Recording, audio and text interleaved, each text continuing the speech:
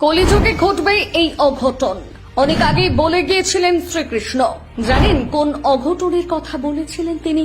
কেনই বা দিয়েছিলেন এই ইঙ্গিত? দেখুন, আমাদের জীবনযাপনের সঠিক পথ দেখিয়ে থাকে শ্রীমদ্ ভাগবত গীতা। কুরুক্ষেত্রের যুদ্ধে অর্জুনকে শ্রীকৃষ্ণ যে সমস্ত উপদেশ দিয়েছিলেন সবটাই বর্ণিত রয়েছে এখানে। গীতায় মোট রয়েছে 18টি অধ্যায় এবং সেই 18টি অধ্যায় রয়েছে 700 শ্লোক। ধর্মের পথ অনুসরণ করে সৎকর্ম করার শিক্ষা দেয় এই গ্রন্থ।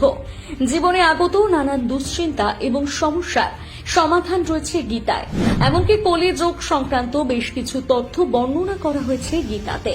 ভগবান শ্রীকৃষ্ণ পঞ্চপাণ্ডবকে কলিযুগ সম্পর্কে এমন বেশ কিছু কথা বলেছিলেন যেগুলো আজ অক্ষরে অক্ষরে মিলে যাচ্ছে। কি সেই কথা?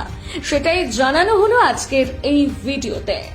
একটা সময় নাকি পঞ্চপাণ্ডব শ্রীকৃষ্ণকে জিজ্ঞেস করেছিলেন কলিযুগ ঠিক কেমন কাটবে। এই প্রশ্নের জবাব দিতে গিয়ে শ্রীকৃষ্ণ পাণ্ডবদের একটা বনে নিয়ে যান।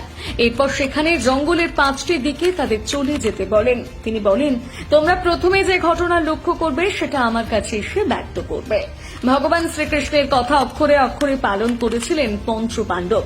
জঙ্গলের 5 দিকে চলে যান 5 ভাই। জঙ্গলের এদিক ওদিক ঘুরে একেবারে প্রথমে শ্রীকৃষ্ণের কাছে ফিরে আসেন যুধিষ্ঠির। তিনি বলেন, জঙ্গলে তিনি দেখলেন 2 সুর বিশিষ্ট হাতি জলাশয়ে খেলা করছে।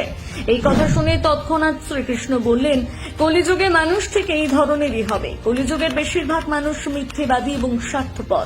তারা মুখে এক কথা বলবে ঠিকই, কিন্তু কর্মক্ষেত্রে সম্পূর্ণ ভিন্ন থাকবে। বলা ভালো, প্রতিশ্রুতি এবং কাজের মধ্যে কোনো রকম মিল থাকবে না। যুধিষ্ঠিরের পর এবার পালা ভীমের। শ্রীকৃষ্ণের কাছে ফিরে এসে তিনি বলেন, একটা গরুকে তিনি দেখেছেন তার বাছুরকে চেটে চেটে আদর করতে। তবে সেই গরু বাছুরকে এতটাই চেটে ফেলেছে যে তার শরীর থেকে রক্ত ঝরতে শুরু করেছে। এ কথা শোনা মাত্র শ্রীকৃষ্ণ বলে ওঠেন, কলিযুগে পিতা মাতারাও ঠিক এই কাজ করবেন। তাদের সন্তানদের প্রতি অতিরিক্ত স্নেহপ্রবণ হয়ে পড়বেন, আর এতে কিন্তু অজান্তেই ক্ষতি করবেন নিজের সন্তানের।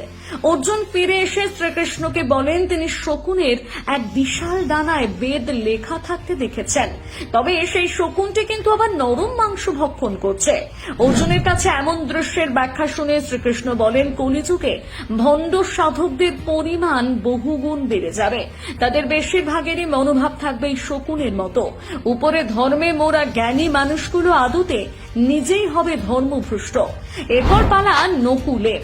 সে ফিরে এসে শ্রীকৃষ্ণকে তার অভিজ্ঞতার কথা জানান। তিনি নাকি দেখেছিলেন এক বিশাল আকারের পাথরের খণ্ড। পাহাড় থেকে গড়িয়ে পড়ছে সেই পাথর, কিন্তু বড় বড় গাছগুলো আটকাবার চেষ্টা করছে না ওই পাথরটিকে। শেষ পর্যন্ত একটা গুল্ম গাছের কাছে সে পাথরটি থেমে যায়। এই ঘটনা শুনে শ্রীকৃষ্ণ বলে ওঠেন, কলিযুগে মানুষের পাপের আকার হবে এই পাথরের মতন, যা তার জীবনকে একেবারে তছনছ করে দেবে। একেবারে শেষে নিজের অভিজ্ঞতার কথা জানান সহদেব। নিজের অভিজ্ঞতা বর্ণনা করতে গিয়ে তিনি বলেন, জঙ্গলে রয়েছে একগুচ্ছ কুয়ো। তবে উল্লেখযোগ্য বিষয় হলো যে কুয়োটি সব থেকে বেশি গভীর, সেখানেই নেই জল।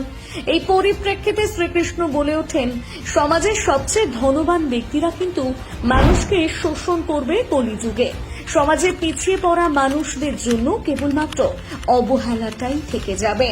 বুঝতে পারছেন তো, শ্রীকৃষ্ণের এই কথাগুলো কিন্তু আজ সত্যি বাস্তবে পরিণত হয়েছে। আপনি আপনার চারপাশের পরিবেশটা যদি একটু ভালো করে ঘুরে দেখেন, তাহলে বুঝতেই পারবেন ভুল বলেননি শ্রীকৃষ্ণ।